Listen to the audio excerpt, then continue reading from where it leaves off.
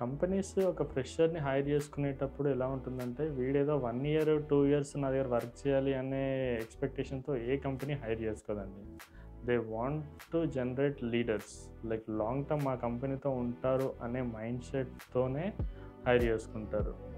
And ఈ హైరింగ్‌లో వాళ్ళు ఇంపార్టెన్స్ ఇచ్చేది ఫస్ట్‌లో స్కిల్స్. నేను చెప్పాను కదా!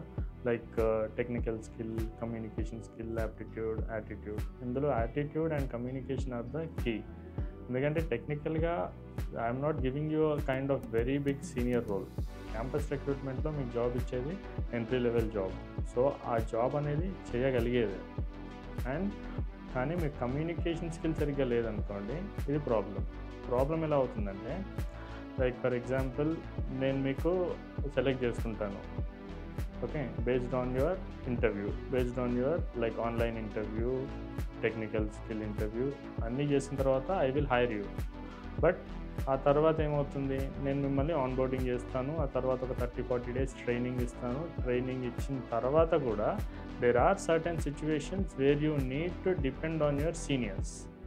అండ్ ఆ సీనియర్స్ అంటే ఎలా ఉంటుంది, మళ్ళీ సేమ్ ఏజ్ గ్రూప్ వాళ్ళు వర్క్ చేసేంత సీన్ ఉండదు. ఎలా అంటే ఇట్స్ ఆల్వేస్ మిక్స్. మీరు వర్క్ చేసే టీంలో ఎలా ఉంటారు, మీ సేమ్ లైక్ మీ లొకాలిటీలో వాళ్ళు ఉండరు.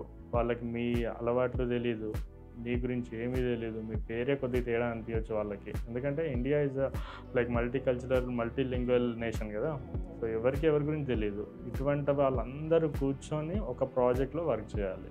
సో ఇవన్నీ బ్యారియర్స్ని ఓవర్కమ్ చేసి మీరు హ్యాపీగా వర్క్ చేయాలి అంటే మీకుండే ఏకైక వజ్రాయుధం అనుకోవచ్చు, ఇట్స్ కమ్యూనికేషన్. అదే మనకు అలవాటు లేకపోతే ఏమవుతుంది, సైలెంట్గా ఉంటారు. మీకు యాటిట్యూడ్ అని వాడు అనుకుంటాడు, వాడికి యాటిట్యూడ్ అని మీరు అనుకుంటారు. సో ఇదంతా ఒక నెగిటివ్ కల్చర్ క్రియేట్ అయ్యే ఛాన్స్ ఉంటుంది. అసలు ఈ ఫ్రంట్ అంతా ఎందుకని చెప్పేసి నేను స్టార్టింగ్లోనే రిజెక్ట్ చేసేస్తాను. అందుకే కమ్యూనికేషన్కి చాలా ఇంపార్టెన్స్ ఇస్తాం. Communication is the key. Technically మీరు 1-2 క్వశ్చన్స్ ఆన్సర్ చేయకపోయినా, if you are smart enough, if you are sounding very energetic and if your communication skills are very good, and if I get a confidence that this guy is very smart, he can manage by interacting effectively with seniors, he will definitely do the task on time అనే confidence కల్పించాల్సిన బాధ్యత మీది. దానికి అవన్నీ మీరు చూపించగలిగేది communication ద్వారానే. అసలు first of all ఇంకో సింపుల్ లాజిక్ చెప్తాను. ఇండియాలో అందరికీ అలవాటు ఉండదండి ఇంగ్లీష్లో మాట్లాడడం. మెట్రో సిటీస్లో టాప్ స్కూల్స్ నుంచి, టాప్ కాలేజెస్ నుంచి వచ్చే స్టూడెంట్సే చాలా బాగా మాట్లాడే అలవాటు ఉంటుంది. అందరికీ వచ్చే ఇంగ్లీష్ వచ్చా రాదా అనేది మళ్ళీ క్రైటీరియానే కాదు, నేను చెప్తున్నాను కదా, అందరికీ వచ్చు. కానీ అలవాటు ఎంతమందికి ఉంది? అదేంటి సార్, ఓన్లీ టెక్నికల్ నాలెడ్జ్ పని చేయడానికి వస్తున్నాం కదా, కమ్యూనికేషన్ లేకపోతే ఏంటి అంటే అట్లా ఉండదు.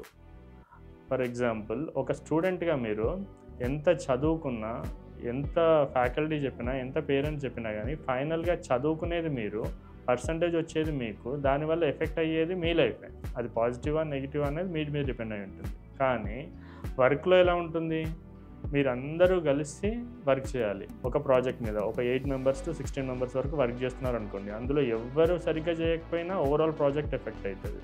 అండ్ వీళ్ళందరూ కమ్యూనికేషన్ సరిగ్గా కాకపోయినా ప్రాజెక్ట్ ఎఫెక్ట్ అవుతుంది. సో ఎట్లా ఉంటుందంటే ఆకు వెళ్ళి ముళ్ళు, ముళ్ళు వెళ్ళి ఆకు అనేది కాకుండా అసలు రెండు తీసుకొచ్చిన వాడికి బొక్క పడుతుంది ఇక్కడ. అది చాలా పెద్ద ప్రాబ్లం. ఇవన్నీ cultural differences, communication differences, understanding differences avoid చేయాలంటే one and only one thing is, మీకు ఎంత బాగా మాట్లాడాలంటే, ఎంత కొత్త వాళ్ళు వచ్చినా సరే అసలు వాడికి మీతో ఫ్రీగా మాట్లాడాలి, అనే కంఫర్ట్ జోన్ మీరు క్రియేట్ చేయగలగాలి. అవన్నీ లేకపోతే ఆఫీస్లో నెగిటివ్ కల్చర్ క్రియేట్ అయ్యే ఛాన్సెస్ ఉంటాయి. అవన్నీ రిస్క్ తీసుకునే ఉద్దేశంలో నేను లేను. ఎందుకంటే ఎవ్రీ ప్రాజెక్ట్కి ఒక కస్టమర్ కమిట్మెంట్ ఇస్తాము మార్కెట్లో. ఇవన్నీ చాలా ఇంటర్లింక్ అయి ఉంటాయి అన్నమాట. కొన్ని వందల క్వశ్చన్స్కి communication is the answer. Hope you understood that.